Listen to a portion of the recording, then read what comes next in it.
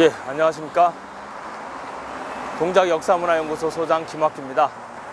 오늘은 한강 인도교 앞에 와 있습니다. 분단과 전쟁으로 이어진 우리의 아픈 역사를 딛고 한강이 평화와 통일의 시대로 흐르는 그런 한강으로 만들기 위한 그런 노력이 필요하다는 문제의식을 가지고 이 자리에 왔습니다. 한강은 예로부터 우리 민족의 젖줄이라고 불리기도 합니다. 그리고 우리 민족의 한과 역사가 그대로 서려 있는 곳이죠. 바로 이곳에서 6.25 한국전쟁 때 많은 아픈 역사가 담겨 있습니다. 오늘은 그 이야기를 해보려고 합니다.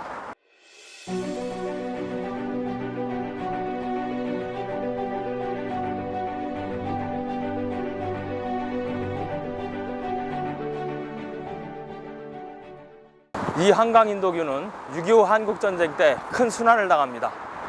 6월 25일 새벽 북한 인민군의 침략으로 시작된 6.25 한국전쟁, 불과 3일 만에 이 한강 인도교가 폭파됩니다. 문제는 이 한강 인도교가 단순히 폭파됐던 거로 끝나는 게 아닙니다. 바로 그 당시 서울 시민들이 이 한강 인도교를 통해서 피난 중에 있었습니다. 이 한강 인도교 위에는 피난 중인 서울 시민들이 빽빽이 들어서 있었습니다. 급작스러운 폭발로 이 한강 인도교에는 무려 500에서 800명의 서울 시민들이 수장당하고 맙니다. 참으로 충격적인 일이었습니다.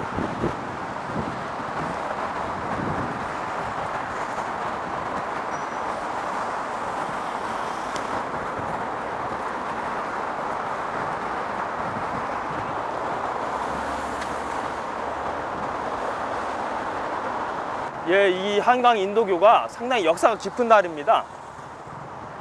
이 한강에서 철도 다음으로 최초로 만들어진 다리인데요. 1917년 일제강점기 때 만들어진 다리고요. 이 을충년 대홍수 때 한 번 순환을 당합니다. 그리고 나서 이 1950년 6월 25일 6.25 한국전쟁 때 또 한 번 순환을 당하게 되는데요. 여기 보니까 6월 28일 새벽 2시라고 되어 있어야 하는데 6월 27일 02시로 잘못 나와 있네요.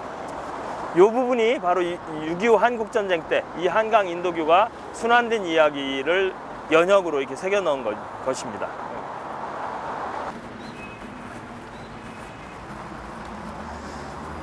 자, 이게 한강대교 폭파된 모습, 이미 폭파된 것이죠. 6월 28일 날 새벽 2시 반에 폭파된 것이고요. 지금 한강 철교를 폭파하고 있는 장면입니다. 이건 비행기로 폭파하고 있는 장면이죠. 당시에 한강 인도교하고 한강 철교를 동시에 폭파하려고 했는데 당시에 비가 오고 그러다 보니까 폭약이 물이 젖고 그러면서 이 한강 철교가 제대로 폭파가 되지 않았다고 합니다. 그래서 나중에 미군이 와서 비행기로 이게 폭파하는 장면입니다. 예, 어떻게 시민들이 한강을 건너고 있는데 그 강을 폭파할 수 있는가? 지금으로선 상당히 의아할 수밖에 없었는데요. 당시 우리 대한민국이 대한민국을 이끄는 사람들이 그만큼 좀 무책임했다. 이런 모습을 좀 상징적으로 보여주는 사건이 아닌가 이런 생각이 듭니다. 바로 이런 식으로 국가가 책임 있는 모습을 보이지 못할 때 바로 국민들이 어떻게 순환을 당하고 어떻게 희생을 당하는지 그런 것을 단적으로 보여주는 사건, 바로 이 한강 인도교 폭파 사건이었습니다.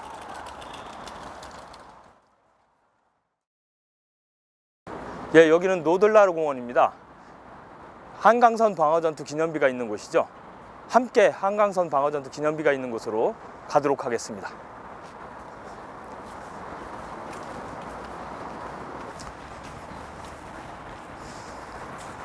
예, 여기는 한강선 방어전투 기념비가 있는 노들공원입니다.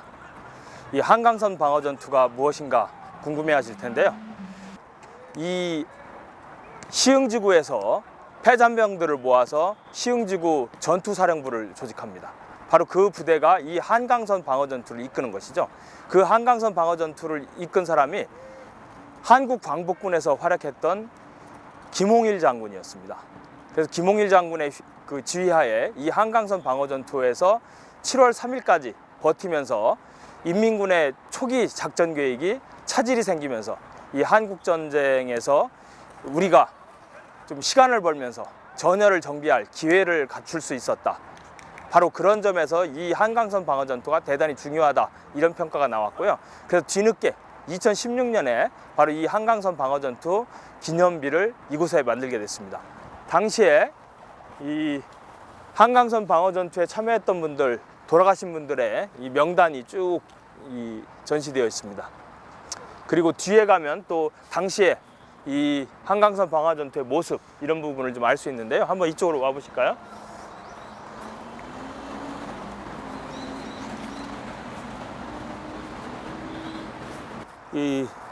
이쪽 노량진에서 바로 한강철교 건너편이죠. 여기에서 바로 이제 방어 중인 국군의 모습, 이런 모습이 좀 이렇게 있습니다. 한강철교는 이미 파괴된 상태죠.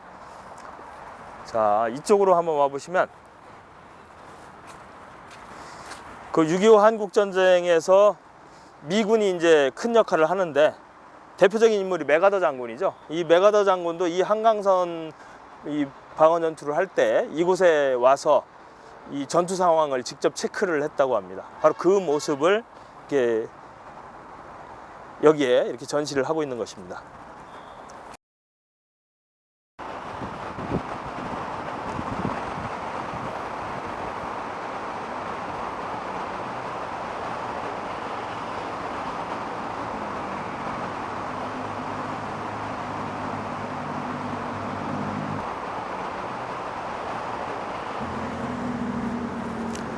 예, 여기는 학도용병 현충비입니다.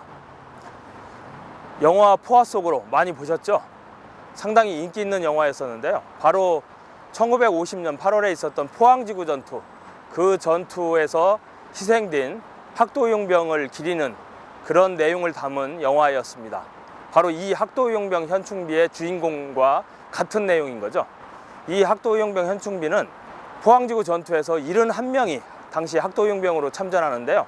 그 중에 48명이 전투 중에 전사하게 됩니다. 바로 그분들의 그 영령을 달래는 의미에서 이 한강변에 세워진 그런 현충비입니다.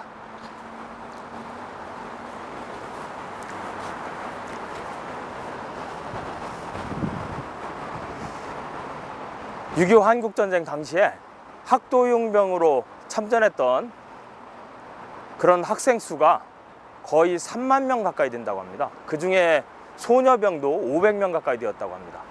이 전쟁이라고 하는 것이 어린 학생들까지 전쟁에 동원해서 그 전쟁 과정에 또 많은 사람들이 전사하게 그렇게 만들었던 거죠. 그래서 70년이 지난 지금 우리가 주목해야 할 점은 그 전쟁의 참상, 이런 부분을 좀 주목해야 하지 않을까 생각됩니다. 전쟁 과정에서 어린 학생들, 여성들 많이 희생될 수밖에 없습니다. 바로 6.25 한국전쟁도 바로 그러한 전쟁이었습니다. 그래서 저는 오늘 여러분들에게 1950년 8월 바로 포항지구 전투에 참전했다가 사망한 이우근 학생, 당시 동성중 3학년이었습니다. 그 학생이 어머니에게 편지를 씁니다. 그런데 그 편지를 미처 붙이지 못하고 호주머니에 넣고 북한군과 전투를 벌이다가 사망한 분입니다. 바로 그분이 남긴 어머니에게 붙이지 못한 편지, 그 편지를 여러분들에게 소개하면서 전쟁의 참상, 이런 부분을 함께 되새기면서 이제는 남북이 서로 적대시하는 것이 아니라 바로 한반도의 평화와 통일을 위해서 서로 화해하고 협력하는 새로운 길 같이 만들어 보자는 그런 제안을 드리고자 합니다.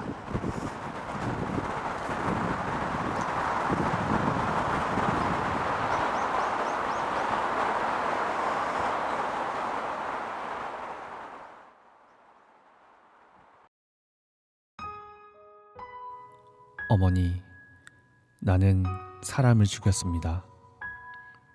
그것도 돌담 하나를 사이에 두고 10여 명은 될 것입니다. 어머니, 적은 다리가 떨어져 나가고 팔이 떨어져 나갔습니다. 너무나 가혹한 죽음이었습니다. 아무리 적이지만 그들도 사람이라고 생각하니 더욱이 같은 언어와 같은 피를 나눈 동족이라고 생각하니 가슴이 답답하고 무겁습니다. 어머니, 전쟁은 왜 해야 하나요? 이 복잡하고 괴로운 심정을 어머님께 알려드려야 내 마음이 가라앉을 것 같습니다. 저는 무서운 생각이 듭니다. 지금 내 옆에서는 수많은 하구들이 죽음을 기다리듯 적이 덤벼들 것을 기다리며 뜨거운 햇빛 아래 엎드려 있습니다. 어머니, 어서 전쟁이 끝나고 어머니 품에 안기고 싶습니다. 어제 저는 내복을 손수 빨아입었습니다. 저는 청결한 내복을 갈아입으며 왜 수위를 생각했는지 모르겠습니다.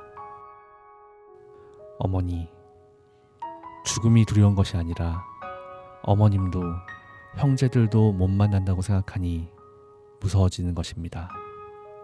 하지만 저는 살아가겠습니다. 꼭 살아서 가겠습니다. 아, 놈들이 오고 있습니다. 다시 또 쓰겠습니다.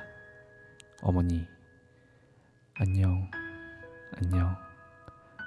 아, 안녕은 아닙니다. 다시 또 쓸 테니까요.